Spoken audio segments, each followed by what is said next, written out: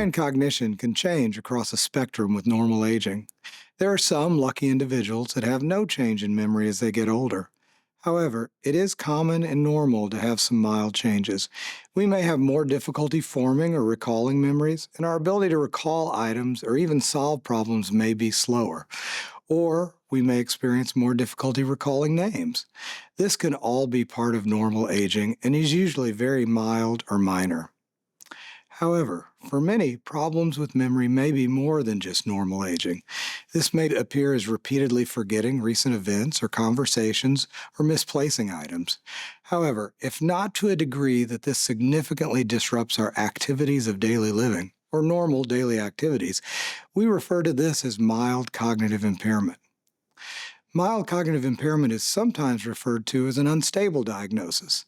This is because some people with mild cognitive impairment improve over time, some don't change significantly over time, and some progress toward a dementia over time. Dementia refers to a condition in which we have impairments in cognition across multiple areas such as memory, language, orientation, and executive function. Executive function refers in part to our ability to plan, organize, and manage our affairs and activities. Different from mild cognitive impairment, dementia is a more severe condition associated with impairment in our ability to independently carry out our activities of daily living. For example, we may require help to manage our finances or our medications. Dementia is a broad umbrella term, and there are multiple individual causes of dementia. For example, Alzheimer's disease is the most common cause of dementia, accounting for as much as 80% of all dementia. This condition is most often marked by impairments in recent or short-term memory, leading to increasing forgetfulness and a tendency to repeat ourselves. Next, we have vascular dementia. This is, as the name implies, related to vascular disease. This can occur after a stroke, but can also progress more gradually over time, similarly to Alzheimer's disease, due to gradually worsening changes within our blood vessels, such as arteriolosclerosis. It is often marked by an overall slowing in our cognition or thinking, along with prominent difficulty with planning and organizing. It may also be associated with slowed physical movements, in some ways mimicking Parkinson's disease. Dementia with Lewy bodies exists within a spectrum with Parkinson's disease, and so may also be associated with slowed movement, walking, and balance difficulty.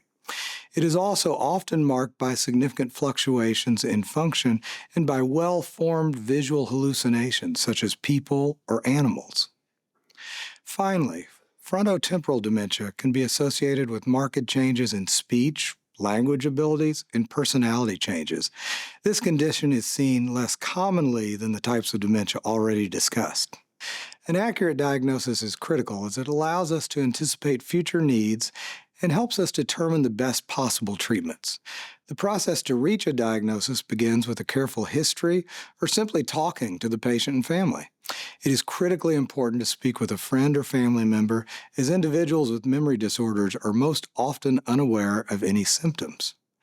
Next, we do a careful examination, obtain screening blood work, primarily to rule out a thyroid problem or vitamin deficiency, and a brain scan. Once we arrive at a diagnosis, we have multiple options for treatment, including medications that help with memory and thinking generally, like donepezil or memantine, as well as newer medications targeting specific conditions like underlying Alzheimer's disease. Other options include working with rehabilitation specialists focusing on memory and cognition.